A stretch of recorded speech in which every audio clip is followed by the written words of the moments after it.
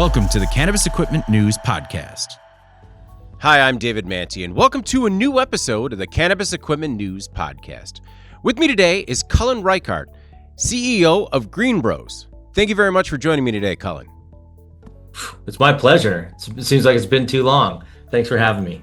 It's been far too long, but before we get started, please make sure to like, share, and subscribe to the podcast. You could also help us out a lot by leaving the podcast a positive review on whatever platform you use. If you want to email the podcast, you can reach me at david@cannabisequipmentnews.com with email the podcast in the subject line. You can also subscribe to our daily newsletter. Make sure you get it delivered to your inbox first.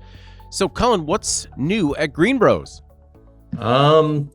Wow. There's a pretty big, long list, but really we're most excited about actually bringing what we think is the first full automated trimming system. And what I mean by that is like it actually runs recipe based and allows you to micromanage each individual bud size so that you can adjust trimming level as your specific strain and or run require it. So it's hard to explain. Like a lot of people think of automation, and the first steps obviously were just like a trimmer. Here's a trimmer, does a lot of work at once, and you're like, ooh, that's automated. And then there's a full throughput where you're getting the same, that same throughput, but you're getting high throughput. So it's like, ooh, that's automated. But that's all just kind of not quite there, because really, you need to be able to micro adjust and manage every bud size, because otherwise you lose a lot of material in your waste, and you also don't get the kind of level of trim that you want. So for the first time, we've got it so that it manages that, or gives you the option to manage it, and then it saves it by recipe, and you can share that recipe across platforms or with your other outlets or wherever, across state lines, wherever. You just share the data, you can upload it, and you have the same information, the same trim setup as you would at one location to the next. So when I'm used to hearing recipe, I'm used to hearing like what you're feeding your plants. So when you Right. mean recipe, when it comes to trimming, what are you talking about exactly? Yeah, so with with this system, what you have the ability to control is how much material is put in on your startup. You have rotational direction of the blade, so you can go forward and backward. You have the speed of that rotation, so you have that also, and then you also have the door, which is a vertical door that opens up a little bit at a time. So in any kind of filtering or vibrating or moving scenario, large particles float to the top, small particles go to the bottom, small buds get trimmed first. So we can open the door, X number of minutes, say 2 minutes into a trim cycle, 3 minutes, maybe up a quarter of an inch, and now all your little tiny buds are going to come out. All the ones that normally would just end up in the bin. If you're going through a barrel or a throughput trimmer like that, you're going to lose that sizing. In this scenario, you don't lose that smaller sizing. That just comes out earlier. So it comes out first, and then you can then change the direction, or depending on what's happening inside the bucket, and it becomes more intuitive when you're looking at it. But what you're doing is you're trying to make sure that you're getting the material to get contact with the cutting surface, and as that moves along, you can set the timing and the height of that door. So you raise it up a little bit more to half inch maybe, and that's where your smalls come out, right? So all your smalls are coming out at the half inch size. And if there's a not quite ready, you just add more time before you lift the door, right? So it's one of those things where, and then once you add that more time, you go, okay, this is where it's dialed in, this size. Maybe the height is, some of it's done, but some of it's not. So you change the height there, so there's this adjustability. But the beauty of that is that you're not just adjusting and, manually adjusting and going from there. You're actually setting this information into a recipe, and that's the recipe. So the machine will do the same thing every time. It loads itself based on time, to a certain volume. And then it goes through its whole recipe. It does the same exact thing. So your output becomes very, very, very consistent. And then that, like I said, you can send that data to another machine in another location, and then you have that same information for said strain. And you have almost an unlimited number of strains you can recipes you can create and stuff like that. So it's kind of just it's a really it's like adding that extra layer, that next level of control. Yeah. Really is what it does. Does it require any sorting before you put the material in the machine? So that's a great question. I think that anytime you could sort to go in, you have a better shot at consistency. But with this system, we've taken that out a little bit by allowing the door to open. So you don't have to do that pre-sorting management step that would normally be required to go through a machine that can only do one thing, right? Most machines can only handle if they're not being manipulated as you operate it, they can only do things one way, right? With this, you get the option to kind of change that functionality for those different sizes as you go through. And so that eliminates the need, as you said, to put stuff in that's pre-sorted. It's kind of cool. When you look at the process, trimming makes sense as the first part of the process that was, people tried to automate out the human labor.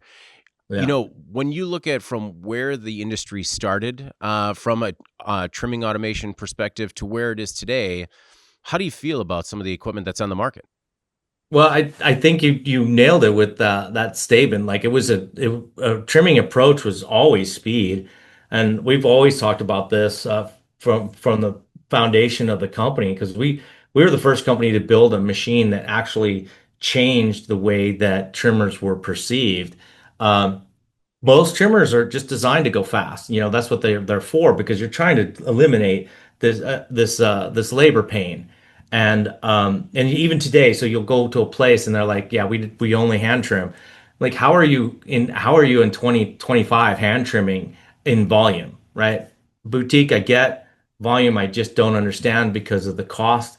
When you look at true cost of labor, which a lot of people don't understand, but when you look at true cost of your labor, how is it that you're able to do that and maintain margins and maintain a competitive advantage in the marketplace? So when you can do that detailed work, and we've always felt like our machine gives you the best hand trim replica, right? So if you do it right, you run the machine right.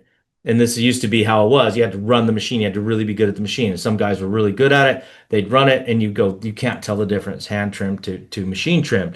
And then that guy would move on, move up, move out, and that data, that information that the guy had in his head and his capabilities just disappear.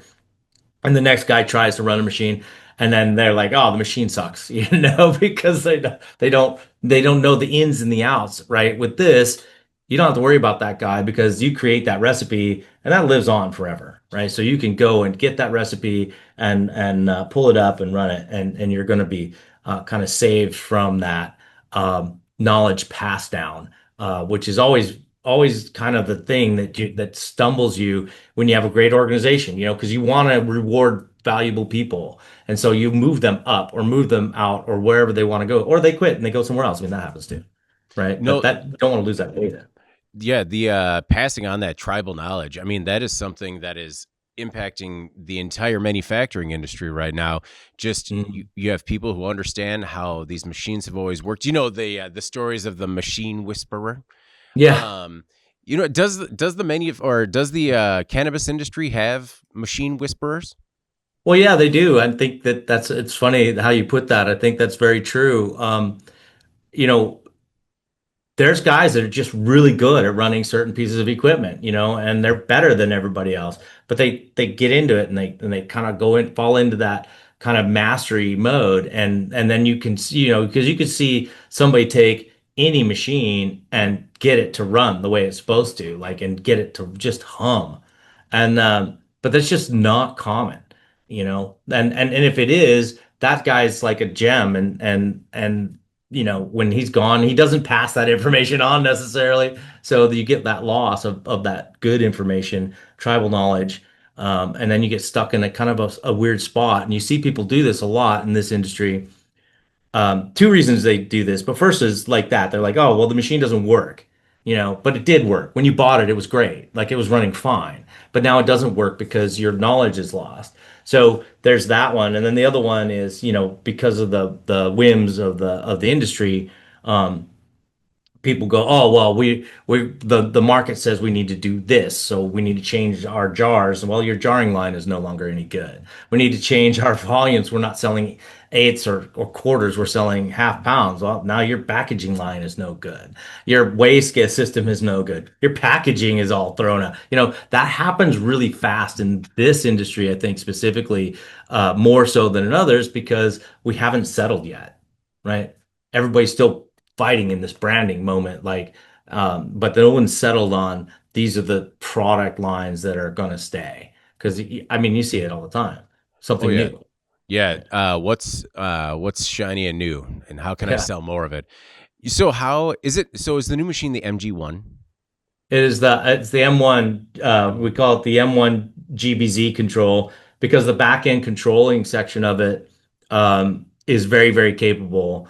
We look at that as being like this is the hub, and then you can add in other pieces and bring that data in, and that data could come from anywhere, right? Because most machines can output information, and you can pull that information or have that information pooled into the same database. And so when we look at it, we've kind of foresee it like this, like um, first of all, most people have a master database, right? They have, uh, metric. Hmm. I know Yeah. it's a bad word, but it's it's a master database.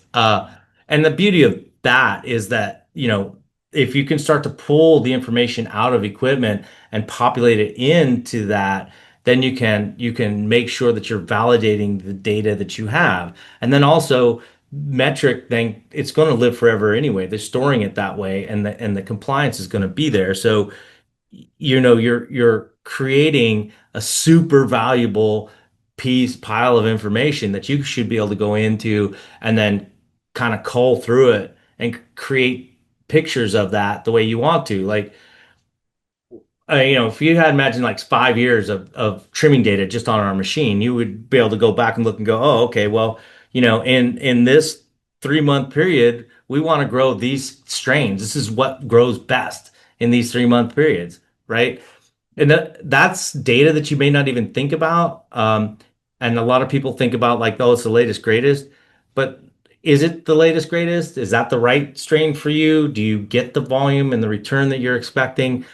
Are you getting more loss? Are you getting less loss? Because there's all this information that just gets lost because you're just doing this job and you have waste go this way and good bud go that way. And at the end of the day, do you really know? And that's what we see this being back to the control, that being the hub, right? So we have the hub that can get the trimmer information, but we could also get it out of the grinder or we could get it out of your packaging line or we get it wherever it comes from. And that information can then be put into your database for you. And then it can also be exported into the metric so that it can be a validating point for your tracking because you have to do that anyway, right? So we have one of the add-ons to the machine is a scale that will actually weigh as you go in and go out. So you'll know how much it's like 2 gram accurate. It's crazy, but you'll know how much waste you got. So you know that this strain under these conditions is expected to be, 30% flour or 30% trim, 40% trim, whatever that number is, you'll know then next time that that's what that's supposed to be. And then if it's off, you can look at why is it off? What's going on? Information that I think a lot of people have, but a lot of people don't have it where you need it. They have it in book, or they may have it on a spreadsheet, right? But it's not sitting in a location where you can run queries against it.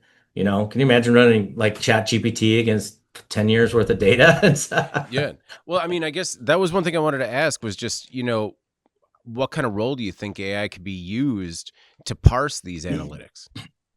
Well, I think it's going to be, I mean, I think it's interpretive right now. I think it's really powerful at collating data and pulling information and then analyzing that information and giving you what you've asked it to tell you, right? Where is if you went to your admin and said, "Hey, can you give me a report on, our trimmed flower percentage for the last 6 months on this room?" You know, that's something that ChatGPT does like that, right? Or Hmm. chat or whatever AI Yeah. model does it, right? They just do it like that, right? Because it can gather that, look at all that data so fast and then present it to you. It can also do things like you could ask it to do things like, what, show me some different picture views, right? I'd like to see some different graphs. Like show me some and analyze it because a lot of times when you look at information, you don't see it. But sometimes looking at it visually, it's better. Sometimes looking at it numerically, it's better, depending on who you are. But I see it like that. That's how I think of the value of the tool. That's how I use the tool. Um, you know, it's good at that kind of stuff. It's not the Okay. best at other things. um, so how does Green Bros design its equipment to kind of keep up as the industry evolves in what it is demanding in its products? And how does it help reduce labor? How does it help? I mean, I guess you went into how it helps improve quality and output, but when Right. it comes to labor and when it comes to, I guess, for lack of a better term, future proofing it, Right. um, how does Green Bros go about doing that? So we started early. I remember when I started looking at materials on our first machines, we started looking at food safety, and all the regulations around food safety. So we ended up using food safe materials. Not all of the design fell into food safety. There's really interesting rules about how you manage corners and welds and stuff like that. But as we've matured, we've gone become more compliant with all those different things that are required for food. And then of course you can also buy our equipment in 316, which is going to give you lab type of stuff. We do a GMP version where we polish out all our welds and do all that stuff. So we're kind of always looking at compliance without having detailed information from a regulatory body, right? So there's nobody saying this is how thou shalt trim, right? So we're just going, okay, well, what is everybody else doing? And I don't mean cannabis. I mean, what is everybody else doing? So in order to be in this game and follow these regulations, you have to play this way. And so we kind of do that. So it's looking at materials, it's looking about cleanability, it's looking about breakdown, it's looking about ease of use, it's looking about safety, it's looking about all those things, and then kind of continuing to move in that direction. So when we make a change, we want to make the change in accordance with what we foresee as compliance, right? If FDA gets this, that's a considerable amount of compliance, right? Right. And we're like, okay, how close are we if we have to deal with that? And I feel like that's gives us an advantage in the space because we deal with it as a conscious effort, right? We're looking at that as something that we want to be not only aware of, but also in compliance with so that our customers can safely buy our equipment. And to that point of future proofing, I think that the beauty of the recipe thing helps to future proof because part of future proofing is that tribal knowledge, that loss of information that happens between operators. And I think when you can eliminate that, you can all of a sudden that doesn't take away somebody's value. I mean, I don't want to say that because you'll still have somebody that really goes, oh yeah, if I did this and I tuned it up a little bit and changed that recipe, but then that recipe that he mastered and made so well can be used by the next guy. And so your shift scope seamlessly from one to the next, and your product management becomes, your quality management becomes easier for your organization. I mean, if you look at McDonald's, or and maybe that's a horrible example, but I mean, pretty much what you're going to get in the United States from a McDonald's, Hmm. no matter where you are. No, I mean, that's why I have colleagues where whenever they travel somewhere, they're like, I know I can always go to McDonald's and I will get the same burger. It doesn't matter where I am. That's right. That's right. Um, yeah, no comments on their palate, but that's what Yeah. they're into. That's right. Um, so when it comes to, do you have any of the machines out in the market yet? What has been some of the initial feedback? And do you have any numbers in terms of cost savings, labor savings, stuff like that? Yeah, so we have a few of them out there. Um, we launched it, really kind of soft launched it at MJ last year, while we were still working through programmatically working through some of the details, and we made some decisions along that line to future-proof the back end of it, right? So we didn't decide to go with XPLC, blah blah blah. We went with a company that has a very robust back end, and is kind of designed around having that the cloud accessibility. We chose that, and then we've chose all of the pieces of that puzzle to kind of have that a little bit broader scope, right? We just didn't think of it as just being that this is the one solution. But as we got it out, so the first machine went out, and we went out to go, had a door that was sticking, metal parts will get, they cleaned it and it bent a little bit. So we went out to go check it out, and I'm watching them run it through the system, and we're looking at in a sorter, we're looking at a group of buds that are small to large, and you have like perfectly trimmed, not so perfectly trimmed, perfectly trimmed, perfectly trimmed. I'm like, well, there's this middle section. Well, this middle section of not so perfectly trimmed is being released at the same time as a little bit smaller bud that is perfectly trimmed. And so what we did was just went over, and this was like the aha moment. Went over and we dialed in that door opening and brought it down a little bit. So now it wasn't letting out that portion that wasn't quite ready. And then then we opened that up, 30 seconds or a minute later, and now you have perfect. And when you look at it, you're just like, that's when the realization that it's much more tunable was made.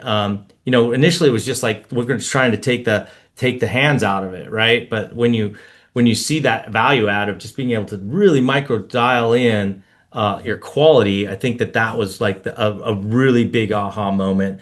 And then I have another customer that has one out, and that they're one of those people, you call you and they're like, oh, we want this, and then 6 months later they're like, okay, we're ready. So you're like, they don't talk to you in the between. You're like, okay, maybe they'll show up, maybe they won't. But we got the machine out to them, and they just transitioned from being a big hemp farm to a cannabis farm. And we went out, set up, and their operator, who was supposed to be there to run the machine, is sick. He's like called out the day that we're supposed to do the work. And so I'm there with the director of operations, and he's like, well, just show me how to do it. I'm like, it's not a problem. We did it. And literally, a video, we're just walking. You walk from front to back, and all we're doing is watching the machine do what it does. Like, we dialed it in, took about, probably for the first run, took about 45 minutes for us to get it dialed in, and then you just run it. And then we're just standing there and kind of brushing stuff off and making sure everything's, nothing's getting caught in the system, and it's going through every piece of the system and coming out all sorted and ready to go. And that's two of us, and there's no need for both of us to be there at all, right? Yeah. And he's kind of giggling about it and laughing about it. He's like, I can't believe how easy this is, that one guy can run it, because he was expecting to put 3 or 4 people, still in that trim operation. Now he's moved those people out of that space, and so he has one guy that runs this machine, and he can run it. He runs it for 8 hours a day. They do 100+ pounds a day in it, and they don't have to do nominal uh, after trimming, which would be like, they're gonna get some crow feed, and there'll always be a bud that gets through that's got some touch up to do. You just can't get away from that. It happens with people, so if it's gonna happen, it's gonna happen with the machine. But he was so excited about it, and I reached out to him a month later, because you never know, the first day and everybody gets excited, and he's just, again, continues the same story, which is like, I can't believe how easy this machine is to run, and we feel like we're going to be able to double our output just by tuning it in and getting it, getting better at the recipe creation. So that was kind of another aha moment, because you're going, well, this is different than, the other systems where you've got guys on the front end and guys on the back end, and you're pushing stuff through. And if you look at some of these crews, I've been into these big facilities where they're just pumping out material, and they're running high output, high throughput machines, but the front side of the machine is full of people, and the back side of the machine is full of people. And if you just set all those people down with scissors, you probably get the same output. You know what I mean? Yeah. And that's kind of like, why are we doing that? Like, Why are we still fighting that battle if we're not able to get a machine to create the product value that we want and then reduce the number of people that are on the machine? Then what's the point of the machine? And that's what I think. Combine that with reporting and you have a completely different machine. This is completely not in the same realm in my perspective as anything else on the marketplace because everybody else is doing what they've been doing since the system started, right? When the big boys were throwing, the first big barrel trimmers were coming out and they were trimming wet trimming like in the rain in Northern California, those Yeah. were badass machines and they were, but they weren't automatic and they weren't doing the kind of quality level. Um, but they answered a serious problem. They had so much weed back then. Like a Yeah. farm would have acres and acres. That's a lot of work to do in a short period of time. And so they really answered that problem then, but we're in a different world now where, you know, what is the problem you need to answer? Well, you need to answer quality, consistency, and throughput. Those things, all things have to come together, and you need reportability, and you need data management, right? So, what's the good of keeping data if you can't look at the data, that kind of stuff. So, I think it's just a different level. I don't expect that we'll be the only company in the future like that, but we're definitely the only ones there right now. So So, are some of those old systems like basically giant potato peelers? it looks like it. Like, I mean, I think they work the same way. They tumble and they're kind of getting peeled as they go through it. And then by Yeah. the end, you have a mostly peeled potato. Yeah, you have a mostly peeled potato, and then they all look the same, very, Yeah. very similar. Yeah, yeah. So you Um, miss out on some of that intricacy of the flower, you know, which is I think that's a very interesting that you can see people who will sit down and they'll tell you, "Well, I hand trim only," and you look at their product and you're like, I bet you couldn't tell the difference between your product and a tumbling machine because that's how your hand trimmers are handling your product, right? If your product doesn't look groomed and manicured, then why are you spending the time, right? And the yeah. money, especially. Even with even with some of the labor that they get, which is high volume, transient type labor, um, you would expect to have a better quality product than that. I would anyway, for the Like, cost. given the current political climate, is some of that labor going away? It looks like it. I mean, you Yeah. see it. I mean, you ask Hyundai. Yeah. Yeah. So I would expect, California. There's a couple companies in California that have obviously run into some of that. And it's really interesting. I think I've always thought that was kind of something I didn't understand, but when I got to California and you see there's a huge amount of migrant transient labor that is very valuable to the state of California, and a lot of that labor is green card labor, right? And not completely illegal. Um, but that has flowed right into cannabis because cannabis is a large crop. So yeah, you see that a lot. So I would expect that that's going to put pressure also. You Okay. know. You had said 100 pounds per shift. Is that sort of the expectations people should be looking at? Yeah, I mean it's really interesting because you could go from 100 to 300, right? But you have to have, it's the strain, it's the moisture, it's the dryness of the product, it's how it was dried.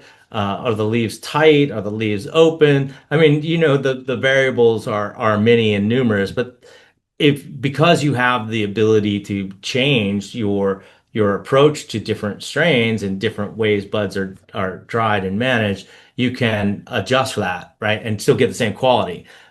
You're not going to do it at the same speed because that'll vary on you. That's just how it goes. But yeah, we're comfortable with the 100 pounds a day on that machine, and like I said, like it just depends. Because I mean, sometimes it's funny. Like you have the same bud, but if you dry it out 2 more percent, it flies through it, Yeah. right? And so it's one of those things where you can then, but then if you have that information, you can say, well, this one ran so much faster. Why'd that run so much faster? It's the same strain.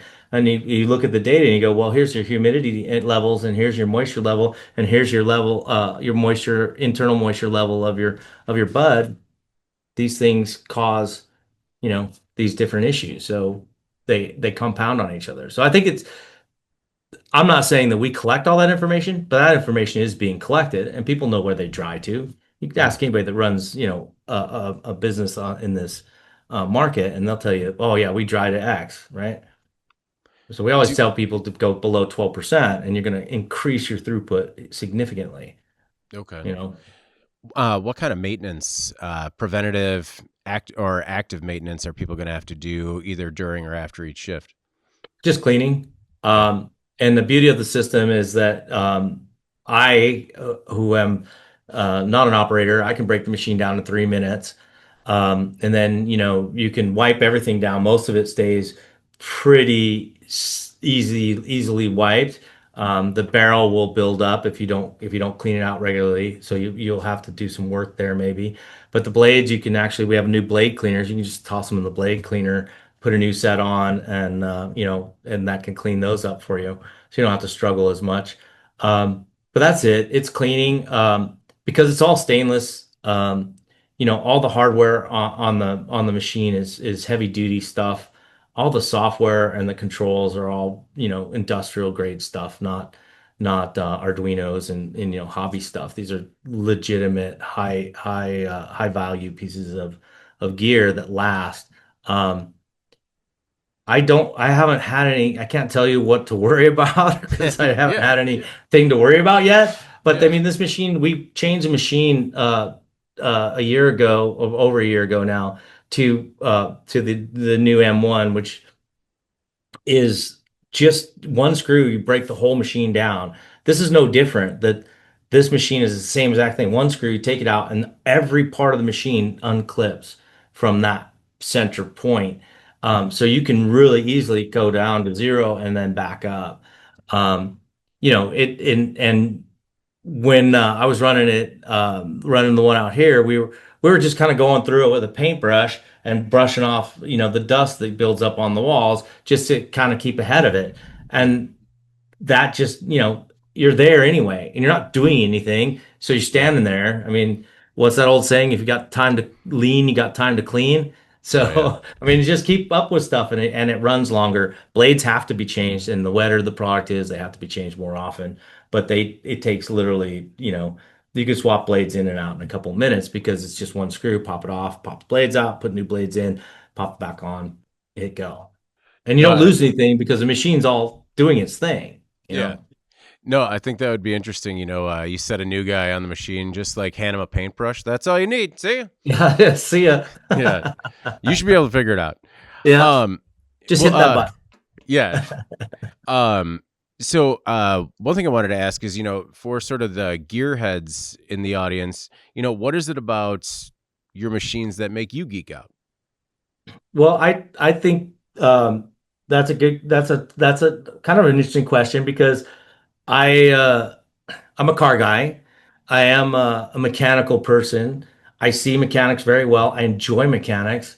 Um, I think I took my high school test, my aptitude test. I said you should be an engineer.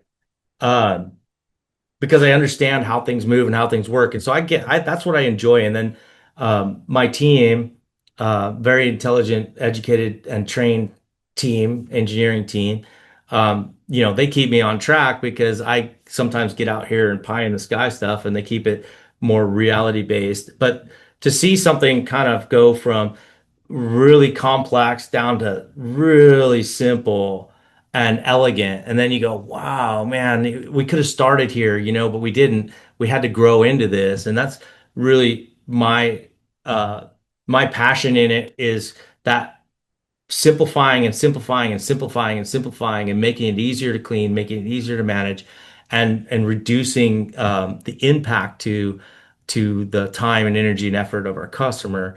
But I find that that's what I'm passionate about, is like that elegant moment. Like, how do you make that better? Like, not just faster? How do you make it better? And I think that um, that's what really gets me interested in it. And then when you see, people's ideas about how we, well, what if we do this and what if you do that, and then you do it, and sometimes it doesn't work, and you're like, oh, that was a dumb idea, but at least we tried. And sometimes you're just like, oh, there was this other benefit that we didn't conceive of because you can't see it until you see it. And I've experienced that in buying equipment too, where you're like, oh, okay, well, I just don't understand why I would spend that much money on that portion, like automation on the front of a machine. And you're like, why would I spend all that money? Well, I'll take a shot. And then you go, oh my gosh, that rearranged the whole conversation from the perspective of the operator, and then as an owner you just look at things completely different because you're no longer focused in the old way of thinking. And I think that that's hard to get in your mind, but once you see it, you can't unsee it. You know what I mean? And uh that's what I think is the hardest challenge. Like we talk to people about automation and they get trimmer in their mind and they either think a guy with scissors or they think of a tumbling machine and they go, that's trimming. And you're like, no, this is not that. Like this is actually what all of that could be, right? This is the like the pinnacle of this process being managed, by a machine, and then repeated, and then data, and then when you start adding it up, but it's hard to communicate to somebody who's looking at it going, I just don't understand. Like I can't see that. I had one of my salespeople a couple years ago. We added the rise conveyor to the machine, the first automated trimmer, which was kind of the prelude to this.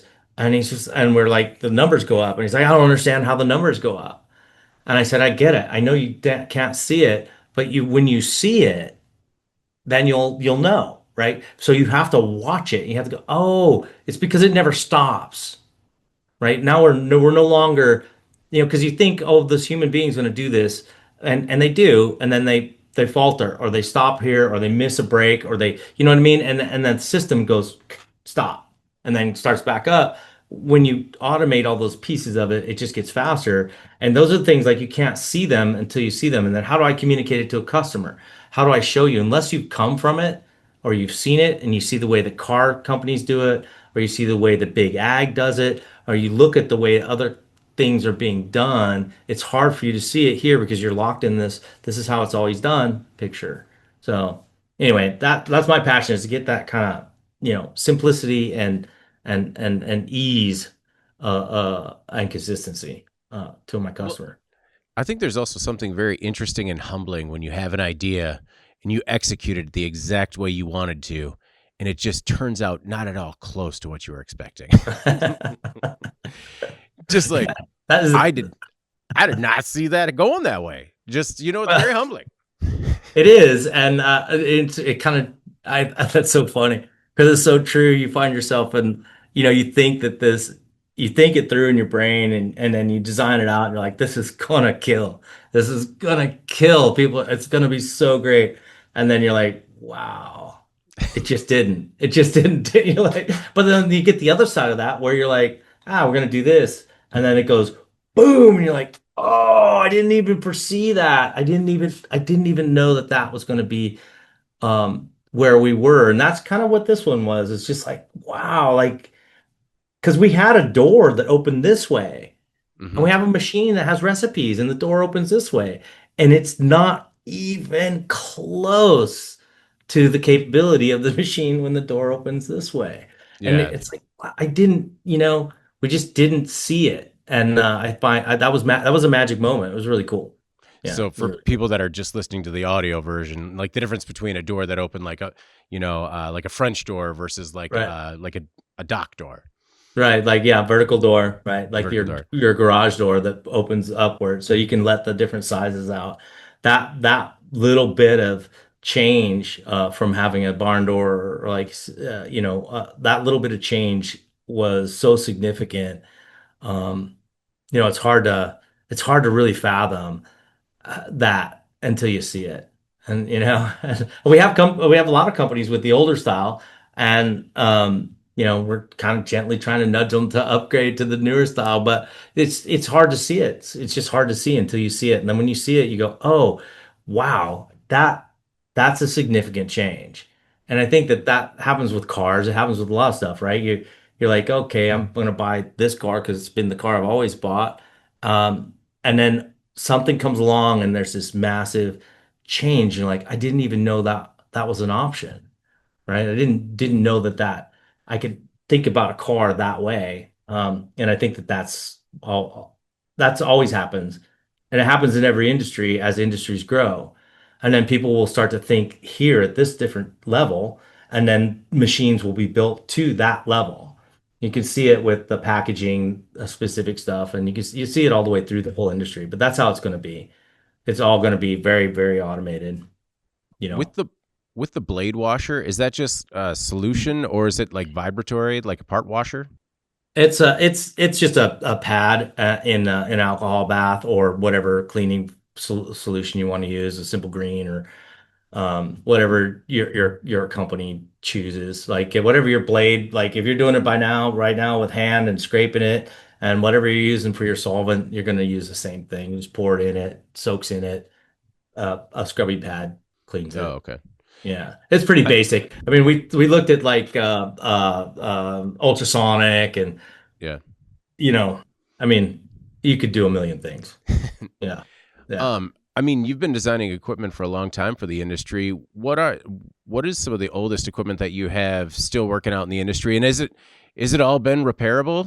Like is it all still out there chugging along? Yeah, it is. We get we get requests for parts from our first machines, Yeah. and we'll look it up. Some of them, the serial numbers have wiped off because they've been around so long. We used to paint the serial numbers on. Yeah. But we know all the parts. There's only one machine that we don't have parts on, and that's our Canogen, which was our bucking machine. Um, and it's a special extruded part, so we didn't have any backup on that. But everything else we still can make all the parts for. Um, they're all still, I mean, they're in service. You see the our original trimmers on the secondary market still. I think like, ah, man, why did I make that work that good? Right? But Yeah. it's also a testament. I think it's interesting to see. They still sell like our 420 machine still sells for about 50% of what it was brand new in 2015. Yeah. So, I Still mean, holds a lot of value. they hold a lot of value because they still do the same job and it's so simple. The whole system is so simple. And this is no different. Like this machine is significantly more expensive, but it has significantly more or significantly higher level of value. But it's the same level of quality. Like we haven't changed how we build or what we build from. Our materials are still stainless steel and they're still very heavy. We could probably gauge things down and make things a whole lot lighter and do things like that. But I just don't see the value in it. I mean, this is agricultural. It needs to run, it needs to last, you Were know. there any machines you couldn't bring back? Well, the Canogen is the machine that we would Just like to figure out, right? Oh, Because it okay. was a good machine, but everybody does the same thing, right? You pull a stem through a hole Hmm. and the buds pop off, and Yeah. the last bud turns inside out. That's how they all work, and that's really why we quit, Yeah. because you just couldn't get away from that top knot. So you would try and teach people like buck off your tops. Um, and then everybody had one. Like everybody made one, and we just were like, we don't sell a lot of we weren't selling as many, so we just dropped it. And I still look at that as like an opportunity. Like there's something out there. If I could do to that machine what we did to the trimming machine, oh, man, I, Next I just project? can't No. think of anything new. Like I Yeah. just can't figure out how to do it different. You Just know? waiting for that aha moment. I'm waiting. I might wait the rest of my life for that one. That was a tough one. It's a tough uh, one. so, what is the biggest obstacle right now for operators to bring new equipment into their operations? I think it's financing. Yeah. And I don't mean that from like a guy that's going to loan you money perspective.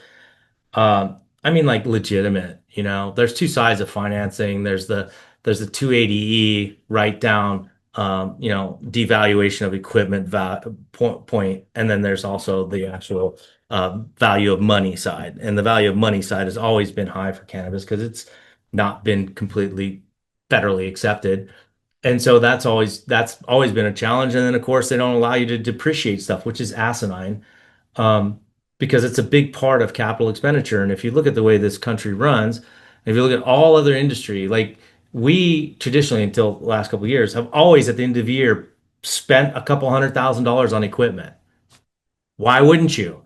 Gonna put that somewhere. I'm gonna pay taxes on it, or I'm gonna put it into my business and grow my business. And cannabis doesn't get the advantage of growing their business by investing in capital equipment, right? Uh, we had this conversation, I think, last time I was on. There are tricky ways and clever ways to do it, but it's just not fair. It's just not the right way. It's not fair for guys to spend that kind of money on these things and not be able to depreciate them and really take advantage of that other side of the value. And it would change from my perspective, because I'm a manufacturer of equipment, it would change our value to our customers significantly, you know, and then customers would be more apt to upgrade and change and move forward and do new things instead of just being like, hey, I got it. I don't need it. I don't need to do anything. I'm not doing anything. I'm not getting any advantage for doing anything. But part of the economy, I mean, I think it depends on that, Yeah. so I'd like to No, see it, that. it's just not a level playing field for small That's right. business owners, any business owner. And I think that some people understand the inherent challenges with starting a business, running a business, keeping it going. And Yeah. when you take some of those tools away, it just makes it so much more difficult to survive. Yeah. Yeah, it does. It makes it really hard. I think I mean I learned my dad had a business, and I learned about depreciation and capital investment young. And so fortunately for us, we've never fallen directly, although we've had kind of one bad aspect. We've never had good banking, right? But I've always had good lending Yeah. because we're not cannabis, right? We're an equipment company. So I've always had good lending for equipment, right? And I can also depreciate. So I've always had that advantage, but Yeah. I've never had good banking. Like I've been debanked like everybody else in the business multiple times. The last time they just gave me a check for like $180,000, and I'm like, what? What am Yeah. I like? What can I do? There's that, you know what I mean? But we've all been through that, right? So, yeah, it's not fair. I think they just need to. I mean, I know there's a big argument, and I'm not taking sides in the argument on what the best way forward is because I'm not a legislator. I'm not a politician. I don't understand those things. I have a hard enough time running this little company, um, but they got to do something, right? Because it's just not sustainable to have a black market and a white market and say we're going to enforce all the rules on the white market and we're just going to ignore the black market. Yeah. That's just ridiculous, right? Just, I, it's just ridiculous. yeah. Yeah, no advantage, pay all the money, no disadvantage, pay no money. I don't. Where are you going? You Yeah. know? It's a pretty easy equation for some, for Yeah, many. yeah. Um, It seems well, like it, and I think that's it's so interesting. I remember when they started pushing the medical so hard, and I was like, that's a really interesting way of attacking the industry, right? Because that was the way to poke the tip of the spear and get people to legislate, open their eyes, and open their minds to the idea of cannabis. Um, that little poke is may have some repercussions, yeah. you know? Yeah. Yeah. So we'll see. Uh, Well, I mean, in that same vein, what is your outlook for the industry and how has demand been? Well, we're suffering.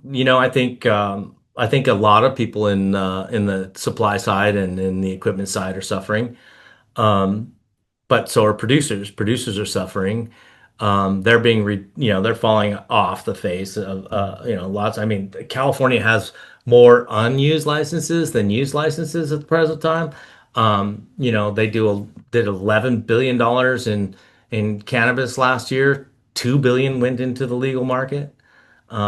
two more billions stayed in California, there's a whole lot of billions of dollars of California cannabis leaving the market and flooding other areas. So, it's interesting to me that we find ourselves in this situation. Now, what is the way out? I don't know, but I think, if you listen to what Trump said, this is probably going to ruffle feathers, but I think he was pretty clear. It's like we're looking at rescheduling, and that just means FDA. That's what that means. Like there's no other, right? If you go to Yeah. Schedule 3, it's FDA. It's Yeah. 100%. Yeah. So that's what I think is going to happen. I'm not advocating. I don't think that that's maybe the best, but I don't know. But I think that that's where we're headed, and I think that that's going to increase compliance. That's issues. It's going to push harder um, on compliance within your organization. It's going to create a whole different level set of pressures that I think we're here to help with, and I think we're in a good position to help companies get through that hurdle. But that's what I think is going to happen. I mean, if they do something, it'll be something like that. Well, but I do think I do think a fair amount of operators have been planning for that in terms of Hmm. GMP quality machinery, Yeah, how they're running their operations. I do think there are some that have been sort of neglecting it intentionally because they're like, hey, yeah, not my problem yet. And there's gonna be a time, hope maybe soon, where that's yeah. gonna be a real problem for them. But Well, I think that the blessing of deregulate, or the blessing of the 280E, and then the legal full acceptance in banking, I think those things far outweigh the negatives.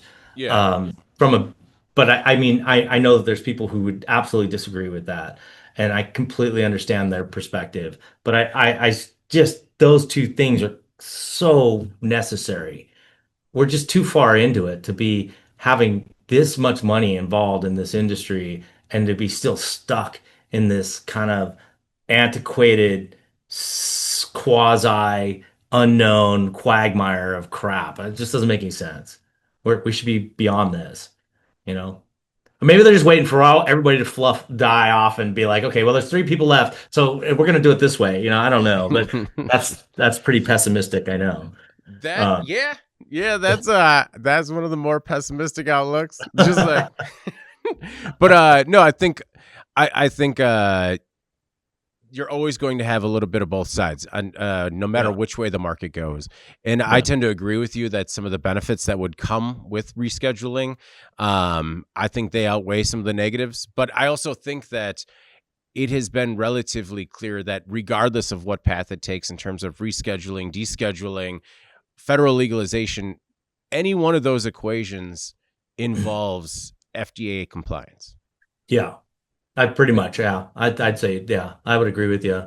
I mean, I don't know how it doesn't, I Yeah, don't know how it doesn't. I mean, what do you do? Throw it under ATF? I just don't see that. I mean, maybe, but yeah, you know, it seems like it's harder to make alcohol yeah. than it is to grow cannabis. So it just seems to me like I don't know. I just don't see it going anywhere else, but I don't know how it could. I think the level of FDA involvement obviously is something to be determined, but I don't see it going anywhere else, Okay. unfortunately. Or So, fortunately, I don't know. I mean, it's just another chapter in our lives as people who took it on and got involved, and it's just another chapter. We'll figure it out. But it'd be nice to get a little positive. yeah.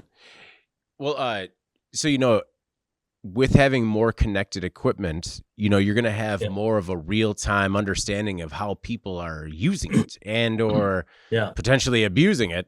Right. What's going to be the strategy when you have a couple of red flags pop up on your dashboard and you're just like, you got to make a phone call like, hey, I don't know what you're doing there, but stop Yeah. it. Yeah. Yeah. I mean, I don't know, because I mean, look at, like, the groundwork is laid with the metric, right? I mean, the data, data request for data, and some companies use it very, very well, and some companies use it at the minimal and are begrudgingly using it. But if you're if you're going to look at the whole picture as a data mining operation, Yeah, that's a blessing though, right? Hey, dude, you got a problem. Needs to be addressed, right? Yeah. That's a value add to a smooth running company. So I don't and I think that the future of understanding those things, like I said, if you had 5 years of data, 3 years of data, maybe even 2 years of data, you'd probably change some things. Hmm. You'd probably tweak things to make things better, based on real information. Um, so oftentimes people segment their businesses and they don't put all the pieces and the data together. So you don't know, like, does this strain really, is this the one? Like, how does it grow? What's it consume? How much power does it need? How much fertilizer does it need? What's your yield per watt? Okay, what's the temperature range? How much AC? Then, how much waste do you get when you trim it? And how many packages do you get? What are the bud sizes? How popular is it? What are your sales like? How many of these? How many of that? Right? So all of that together it's all there.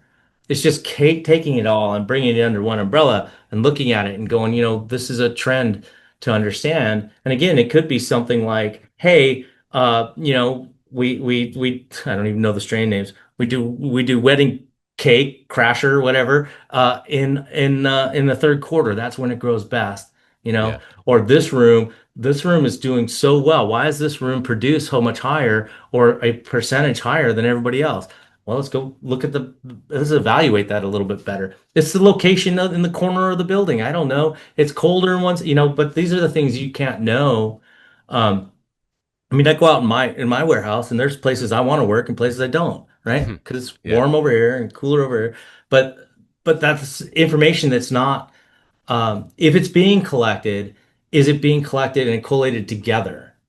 If it is, then there's information to be gathered and visibility to be had. And if it's not being used together, shame on you. You should put it together and use it. You should go get that information and use that information. Um, you know, So as the industry continues to evolve, what does the, future of trimming look like long term? I mean, are we talking like humanoid Optimus robots trimming? I think why not, right? Yeah. I mean, if you ask Elon, he'd probably tell you yes. Yeah. Um, I don't know. I've often thought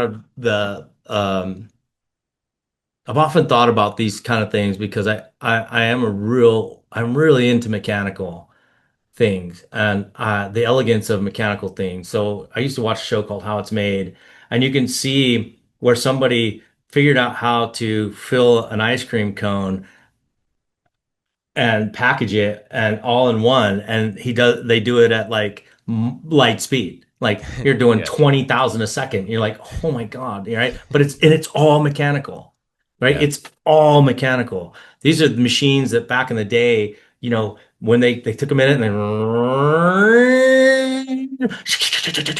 shit's just flying out of there, right? Yeah. That I love that. That's elegant, right? Will will we see, um we're seeing robots in ag. So yeah, I would expect we'll see robots in cannabis as well. But some things seem to me in my mind, and maybe I'm just being stubborn, seem to be more elegantly done or as elegantly done with a mechanical operation. Like why would you change that if to some other level, right? Why would you need to throw robotics at it? Maybe it is better. I don't know. Um, but I think some things will remain in the mechanical world. Some things will obviously move over to the digital world. You can see QC moving over to the digital world. Mold detection. I mean, you can see all these things coming into the digital world. Um, Nurse robots that run down your plants and scan everything and tell you, what's going on. I mean, that's here. It's People are doing it with other crops. So, um, yeah, I don't know. I don't know how it's going to go, but you know, until I find somebody that's just really into programming like that and wants to make something like that, I'm going to stick with the good old gears and wheels and motors and knobs and switches. I still like knobs, by the way. I'm not, yeah. we our new machine is all touchpad and it's really cool. I still like a knob. I'm still Yeah. you turn it that way, it goes fast. You turn it that way, it goes slow. Got it. Done. Yeah. I mean, it's a reality, especially, I mean, John Deere just bought, the remainder of Gus Automation, which is, fully autonomous orchard maintenance Hmm. equipment. And that's, I don't know, some of that's just wild to me in terms It of is how it can tend to crazy, work. right? Like, dude, when you look at that and you look at these machines that they're putting out into the fields that are doing all of this crop management, it's just, you know, yeah, it's stunning. Drones, whether they're flying or crawling or rolling or walking, whatever they're doing, it's amazing what they're Yeah. doing. And Yeah. and yeah, John Deere's no slouch. Yeah. Yeah, they obviously Um, know. so what can the CEN audience expect next from Green Bros? Well, I think we're stuck on this path of kind of bringing some more pieces into the the GBZ control environment. And that would be like our grinder, so we could see because like you could add a scale anywhere. I could put a scale anywhere and then have that report information. It could be reported on in batching or continuous. I mean, they have scales that run so fast you can't even see the products going over it, and it's telling you exactly what the weight of the product is. So, I mean, you can throw scales in anywhere, right? So you could do that. So you can be checking for mass in any location that you want to. You can always be checking for environmentals. So we see like kind of this level of understanding, more of a knowledge level than it is a control level, right? So what do you need to know? Well, let's add this here. That'll give you that data. Is that enough? I don't know. We need to have more information. We'd like to have information over here. So one of our customers has a bunch of scales, and they're really nice scales. They're really great scales, but they're not smart. They don't talk to anything. And they've got all these bins with these fucking barcodes on them. And they weigh them in, they weigh them out, and they log it on the wall. I'm like, that should never, you should just move that through and that fucking thing goes beep and it's in the system, right? You don't have to worry about if the guy wrote the one in front of the two or the three and none of that stuff is problematic anymore. And it's just going through the system. Um, and that would give you, even if you make an error in that kind of environment over the great or the gross volume, that error will be worked out.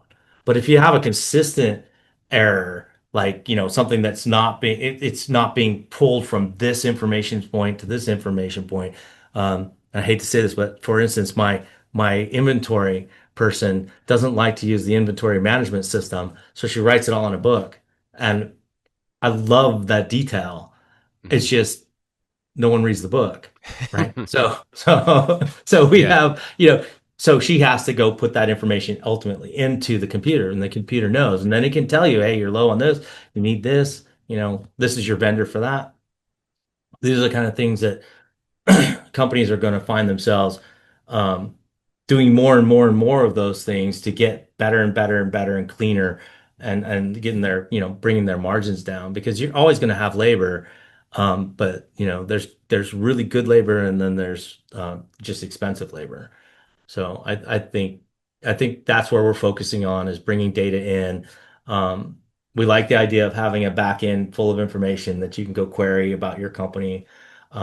We like the recipe information that we can collate data and then be able to send out recommendations based on recipe information. So if a customer has needs, we can say, look, based on these parameters of your product and what we're seeing from other companies who've shared that information, these are what we recommend for a recipe, right? That kind of stuff. We see those things as being value add. If you want to keep it safe and secret, which everybody wants to, you could do that too. But we see this kind of ethos or this back end kind of support system. Then that brings in other things, like I said, where do you go? Well, bring in the rooms, bring in the data from the rooms. Tie those to your tags.